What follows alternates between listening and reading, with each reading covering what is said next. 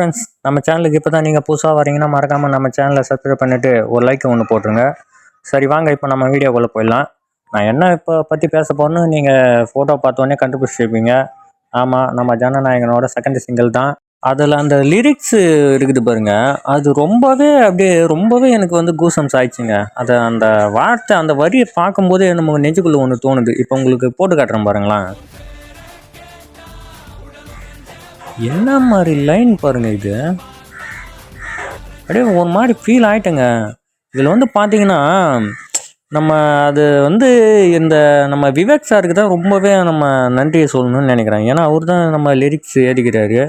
செம்ம சூப்பரான வரிங்க. நம்ம தலைவருக்கு என்ன லாஸ்ட்டு படம் நம்ம எந்த அளவுக்கு எழுதலாம் அப்படின்னு சொல்லிட்டு யோசிச்சா கூட நம்மளால் அந்த அளவுக்கு எழுத முடியாது. அவ்வளோ அழகான வரி இது.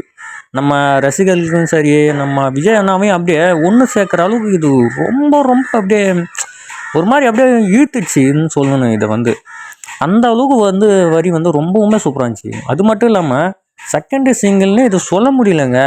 இதை வந்து ஜனநாயகன்றது வந்து அதுக்கும் மேலே இருக்குது. இந்த சாங் வந்து செம்மையாக இருந்துச்சுங்க. அந்த சாங்கு உண்மையாலுமே கேட்கும்போது அப்படியே உடம்பெல்லாம் அப்படியே புல் அரிக்குது. அந்த வார்த்தை வரியெல்லாம் கேட்கும்போது தலைவர் டான்ஸ் இருக்குது பாருங்க, இன்னும் சூப்பருங்க அது.